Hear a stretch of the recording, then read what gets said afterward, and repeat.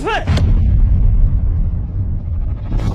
ကားလေးကိုအပေးစီချင်ပါတယ်ဘာဖြစ်လို့လဲဆိုတော့ဒီကားလေးကသူ့ရဲ့ character လေးကအဲ့လိုမုံအနေနဲ့လည်းတစ်ခါမှမလုပ်ဘူးတဲ့ပုံစံမျိုးလေးလုပ်ထားတယ်ပြီးလို့ရှိရင်အဲ့လိုတနာစရာလေးလည်းကောင်းတယ်တကယ်ကိုရင်ထဲကိုထိမဲ့ဇလန်းလေးမို့လို့တေချာကြည့်ပြီးတော့အပေးစီချင်ပါတယ် အောင်မျိုးကိုမင်းစီဝင်လာ message ကပါ ယောက်ျားမဆယ်တဲ့ဘုံခမည်းယောက်ျားစီဒီယန်လောက်တာတေချာမှတတ်တာမှာ ဟာဒုက္ခ စုပ်ကတ်မှာ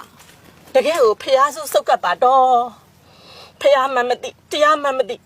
တန်ခါမှလည်းမသိနဲ့ရေနာသုံးမတော့မသိကြမှာတော့ကျုပ်တို့အတွက်ကတော့ပြောစရာကိုမလိုတော့တာပါ